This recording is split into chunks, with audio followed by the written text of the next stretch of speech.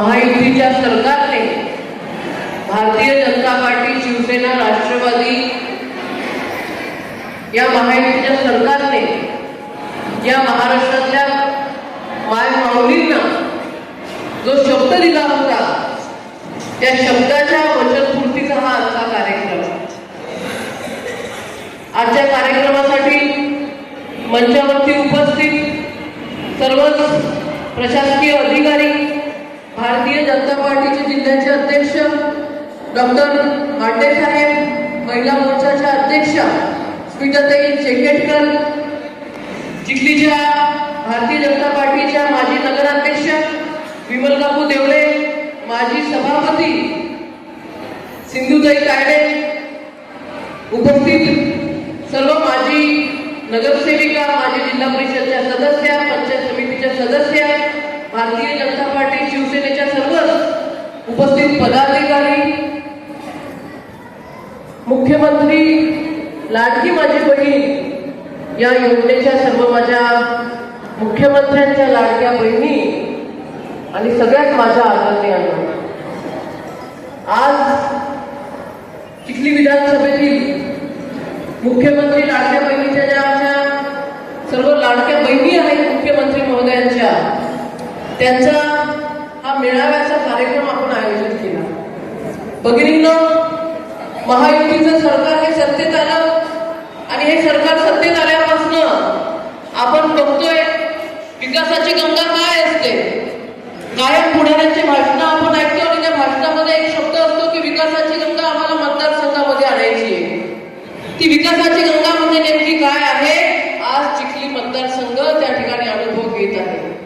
लाडक्या बहिणींच्या खात्यामध्ये पैसे तर पडतच आहेत, परंतु लाडक्या बहिणी ज्या गावामध्ये राहतात, ज्या वार्डामध्ये राहतात, त्या गावाला, त्या वार्डाला विकासाच्या माध्यमातून समृद्ध करण्याचं काम हे भारतीय जनता पार्टीचं सरकार करत आहे.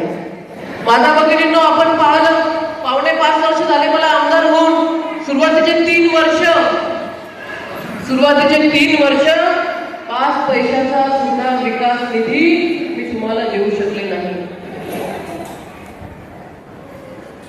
कुठं 7 नंबर भेटी आम्ही द्यायचो, कुठं गोरगरीब जनतेच्या अडीअडचणी ऐकून घ्यायचो, शेतकऱ्यांना कुठं अडचण असेल त्या अडचणीच्या संदर्भात प्रशासनासोबत बैठका करायचो. बैठकांमधून सुद्धा निर्णय होत नसतील तर आंदोलन करायचो. पण याच्या व्यतिरिक्त तुम्हाला देण्यासारखं महाविकास आघाडीच्या कार्यकाळामध्ये आमच्याकडे काहीच नव्हतं. महाविकास आघाडीचं जेव्हा सरकार होतं, ते सरकार असताना शेतकऱ्यांच्या बाबतीमध्ये खूप कठोर निर्णय घेतले जात होते. कुठलीही पूर्वसूचना न देता शेतकऱ्यांचे वीज कनेक्शन कापले जात होते. प्रशासनाला आम्ही विनंती केली, बैठका केल्या, काहीही परिणाम झाला नाही, काही निर्णय झाला नाही. त्यानंतर आम्ही रस्त्यावरती उतरलो आणि चक्काजाम आंदोलन केलं. महावितरण जे ऑफिस आहे त्या कार्यालयाला कुलूप लावलं. जेव्हा कोविडचा काळ होता, त्या कोविडच्या काळामध्ये सर्व काही बंद होतं, लॉकडाऊन होतं. अशा वेळेला या चिखली शहरातला जो फळ उत्पादक शेतकरी, बागायतदार शेतकरी आहे, या शेतकऱ्याने आपला माल, आपलं फळबाग काय करायचं हा प्रश्न त्याच्या पुढे पडला होता. आणि त्याच वेळेला ज्या आपल्या मतदारसंघातल्या गरोदर महिला आहेत, त्या महिलांची सुद्धा काळजी घेणं महत्वाची होती. त्या काळामध्ये तोरणा महिला अर्बनच्या माध्यमातून या चिखली विधानसभेमध्ये जेवढे बागायतदार शेतकरी आहेत, त्या शेतकऱ्याचा माल स्वतः तोरणा महिला अर्बनने विकत घेतला आणि आपल्या विधानसभेतल्या अंगणवाडी ताईच्या माध्यमातून प्रत्येक गावातल्या गोरगरीब महिलांना, गरोदर महिलांना या फळाचं वाटप आपण केलं. जेव्हा सरकार नव्हतं तेव्हा आंदोलनाच्या माध्यमातून आम्ही त्या ठिकाणी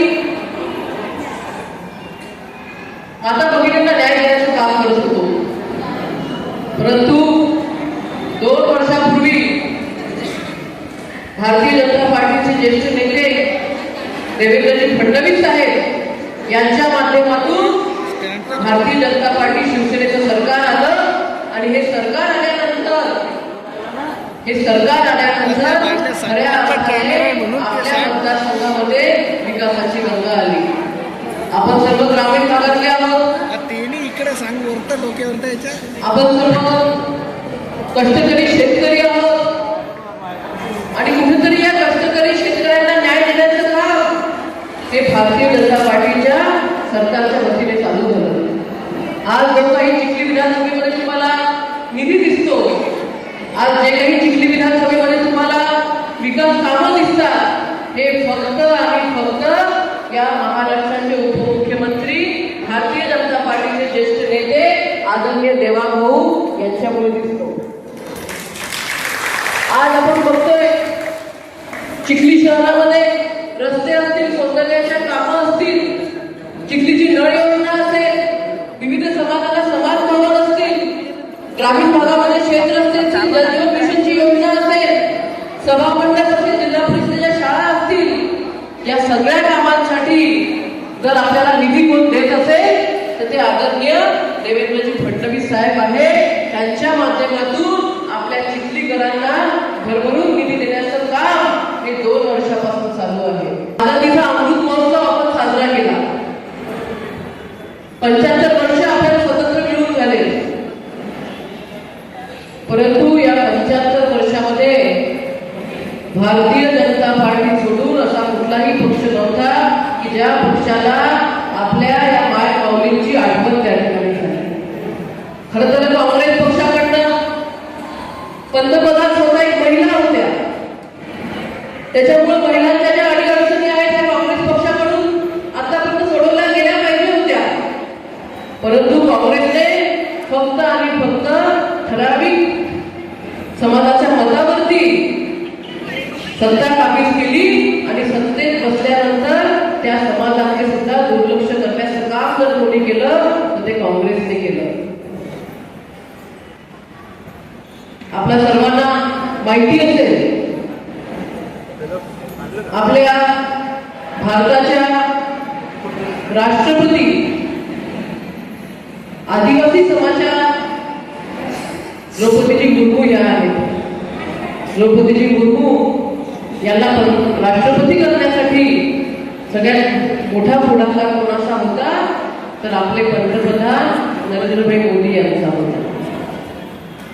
सर्वोच्च पदावरती एक महिला असली पाहिजे ही भावना भारतीय जनता पार्टीची होती.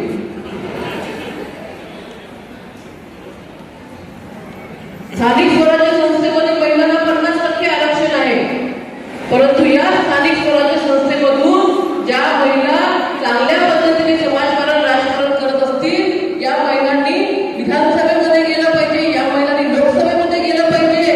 त्याच्यामुळे विधानसभेत आणि लोकसभेत सुद्धा महिलांचं आरक्षण असलं पाहिजे ही मागणी 30-40 वर्षापासून होत होती, परंतु ही मागणी जर खऱ्या अर्थाने पूर्ण केली असेल तर ती मोदीजींच्या सरकारने केली, भारतीय जनता पार्टीच्या सरकारने केली. आतापर्यंत अशी कुठली योजना नव्हती की थेट मुंबईवरून महिलांच्या खात्यामध्ये पैसे टाकले आणि ते पूर्णतः पैसे माता भगिनींच्या खात्यामध्ये आले. आज महायुतीच्या सरकारने देवेंद्रजी फडणवीस साहेबांच्या पुढाकाराने ही पहिली अशी योजना आलेली आहे की या योजनेमध्ये मुख्यमंत्री महोदय, उपमुख्यमंत्री महोदय मुंबईवरून पैसे टाकतील आणि थेट या चिखली विधानसभेतल्या माझ्या माता भगिनींच्या खात्यामध्ये ते पैसे येऊन पडतील. काल परवाचा किस्सा मी अनिल भाईंनी सांगितला. आम्ही धाडला निघालो होतो परवाच्या दिवशी आणि धाडला जात असताना मनातच माझी गाडी थांबवावी लागली. कारण काय तर आदल्या दिवशी या चिखली तालुक्यामध्ये बऱ्याचशा माता भगिनींच्या खात्यामध्ये पैसे पडायला सुरुवात झाली होती. मेसेज त्या ठिकाणी आले होते. माता भगिनींनी काहीच वाट पाहिली नाही. जशी सकाळ झाली तशा बँकेकडे जायला निघाले. माझी गाडी धाडला जायची तर रस्ता मोकळा लागल. रस्ता सगळा माता भगिनींनी ब्लॉक करून ठेवला होता. तिथंच माझी गाडी थांबवली. बँकेमध्ये गेले, मॅनेजरशी हितगुज केली आणि तिथूनच LDMला फोन लावला की हीच परिस्थिती चिखली विधानसभेतल्या सगळ्या बँकांची असणार आहे. त्याच्यामुळे तत्काळ आपण त्या ठिकाणी आपला स्टाफ वाढवावा आणि केवायसीच्या संदर्भात, लिंकिंगच्या संदर्भात योग्य त्या सूचना त्या ठिकाणी आमच्या माता भगिनींना द्याव्या.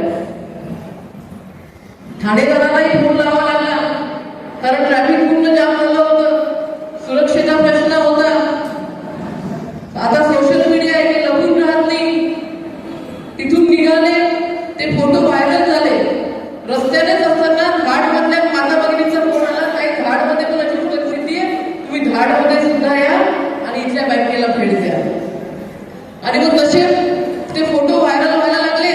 त्या त्या गावातले ज्या ज्या ठिकाणी आपल्या नॅशनलाइज बँक आहे त्या त्या परिसरातल्या नागरिकांचे फोन यायला लागले, काही आमच्या सुद्धा बँकमध्ये या आणि आमच्या सुद्धा बँकमधील मॅनेजरला आपण सूचना करा की कुठल्याही माता भगिनीवरती त्या ठिकाणी अन्याय झाला नाही पाहिजे, संवेदनशीलतेने तिला त्या ठिकाणी उत्तर मिळालं पाहिजे. काल परवालाच मग त्या सूचनेनुसार आपल्या चिखलीचे तहसीलदार, बुलढाण्याचे तहसीलदार, चिखली नगरपालिकेचे सीओ, महिला बाल विकास अधिकारी येंडोले साहेब या सर्व प्रशासकीय अधिकाऱ्यांची बैठक घेतली आणि बैठक घेऊन सांगितलं की या चिखली विधानसभेमध्ये ज्या ज्या आमच्या माता भगिनींचे अर्ज आपण भरलेले आहेत, अप्रूव्ह झालेले आहेत, परंतु आधार लिंकिंग नसल्यामुळे ज्या माता भगिनींच्या खात्यामध्ये पैसे जात नाही आहेत, तर अशा माता भगिनींना त्या ठिकाणी आपण कळवा की तुमचा काय प्रॉब्लेम आहे, जेणेकरून त्या माता भगिनी तो प्रॉब्लेम सॉल्व्ह करतील आणि लवकरच त्यांच्या सुद्धा खात्यामध्ये मुख्यमंत्री लाडकी बहीण योजनेचे जे पैसे आहेत, हप्ता आहे, त्यांच्या खात्यामध्ये पडेल. आपल्या मैत्रिणी असतील, आपल्या माहेरच्या मैत्रिणी असतील, शाळेतल्या मैत्रिणी असतील, बीसीच्या मैत्रिणी असतील, किटी पार्टीच्या मैत्रिणी असतील, महादेवाच्या मंदिरातल्या मैत्रिणी असतील, बाजारात जाणाऱ्या वेगळ्या मैत्रिणी असतात, बुलढाण्याला रविवारला साडीची शॉपिंग करणाऱ्या वेगळ्या मैत्रिणी असतात. त्या जेवढ्या काही आपल्या मैत्रिणी आहेत, जेवढा काही आपला परिवार आहे, या सगळ्यांना एकच सांगायचं की येणाऱ्या काळामध्ये जर का महाराष्ट्रामध्ये भारतीय जनता पार्टी, शिवसेना, महायुतीचं सरकार जर का राहिलं तरच मुख्यमंत्र्याची लाडकी बहीण आपण त्या ठिकाणी म्हणू. जर काँग्रेसचं सरकार आलं तर आपण मुख्यमंत्र्याच्या लाडक्या बहिणी राहणार नाही. त्याच्यामुळे या गोष्टीची चिंता आपल्याला करायची आहे. भगिनींनो, आजचा हा जो कार्यक्रम आहे, हा कार्यक्रम खास तुमच्यासाठी आपण ठेवलेला आहे. ज्या माझ्या माता भगिनी या चिखली विधानसभेमध्ये जवळपास 82,000 अर्ज माता भगिनींनी भरले. मी स्वतः त्या समितीचे अध्यक्ष आहे. मंचावरती बसलेले प्रशासकीय अधिकारी त्या ठिकाणी सदस्य आहेत. 2 ते 3 बैठका आम्ही घेतल्या आणि या बैठकांमध्ये एकच सूचना होती की एकाही माता भगिनींचा अर्ज त्या ठिकाणी अपात्र करायचा नाहीये. प्रत्येक माता भगिनीला जिने अर्ज केलेला आहे त्या प्रत्येक माता भगिनीला आपल्याला या योजनेचा लाभ मिळवून द्यायचा आहे. माहिती जर घेतली, माता भगिनी हसायला लागल्या. म्हणजे सरकारने सगळी सोय केलेली आहे. नवऱ्यासोबत जर भांडण झालं, बाहेर जायचं तर तिकीट सुद्धा 50% केलेले. भांडण करू नका, आपल्याला भांडण करायचे नाही नवऱ्यासोबत. आपल्याला थोडा गोविंदाला टाकायचे. देवदर्शनाला जायचं असेल तर तीर्थक्षेत्रात योजना सुद्धा काढलेली आहे. आता श्रावण महिना चालू आहे. श्रावण महिन्यामध्ये आपण चार धामला जातो, 12 ज्योतिर्लिंगाचं दर्शन घेतो. श्रावण महिना झाल्यानंतर गणपती बसणार आहे, आपण अष्टविनायकच्या दर्शनाला जातो. आतापर्यंत सरकारच्या वतीने या तीर्थयात्रेसाठी कधी आपल्याला पैसे मिळत होते का?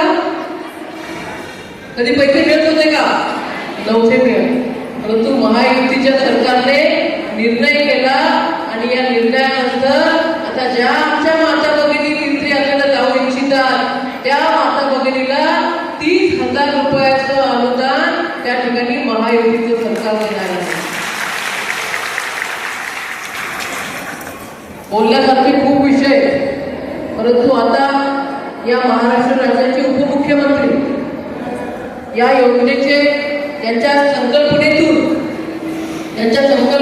ही योजना महाराष्ट्रामध्ये आपण अंमलबजावणी केली असे देवेंद्रजी फडणवीस साहेब यांचं लाईव्ह भाषण आपण ऐकणार आहोत.